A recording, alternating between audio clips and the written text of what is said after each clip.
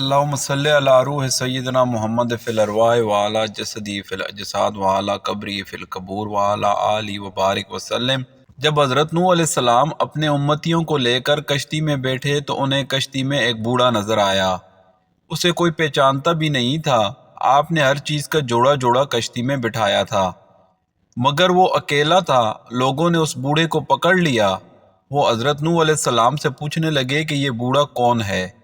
حضرت نوح علیہ السلام نے اس سے پوچھا، بتاؤ تم کون ہو؟ وہ کہنے لگا، میں شیطان ہوں۔ آپ نے سن کر فرمایا، تو اتنا چلاک بدمعاش ہے کہ کشتی میں آ گیا؟ کہنے لگا، جی مجھ سے غلطی ہو گئی ہے، آپ مجھے معاف فرما دیں۔ حضرت نوح علیہ السلام نے فرمایا، تمہیں ہم ایسے ہی نہیں چھوڑیں گے، تو ہمیں اپنا گر بتاتا جا جس سے تو لوگوں کو سب سے زیادہ نقصان پہنچاتا ہے۔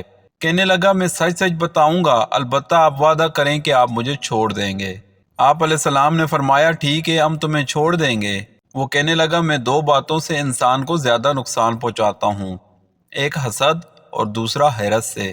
پھر وہ کہنے لگا کہ حسد ایک ایسی چیز ہے کہ میں خود اس کی وجہ سے برباد ہوا، اور حرص وہ چیز ہے کہ جس کی وجہ سے آدم کو جنت سے زمین پر اتار دیا گیا۔ اس لیے میں انہی دو چیزوں کی وجہ سے انسانوں کو سب سے زیادہ نقصان پہنچاتا ہوں۔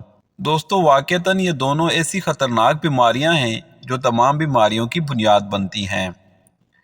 آج کے سب لڑائی جھگڑے یا تو حسد کی وجہ سے ہیں یا حرص کی وجہ سے۔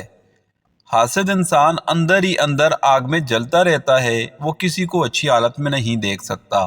دوسرے انسان پر اللہ تعالیٰ کی نعمتیں ہوتی ہیں اور حاسد کے اندر مروڑ پیدا ہوتے ہیں کہ وہ اچھی حالت میں کیوں ہے۔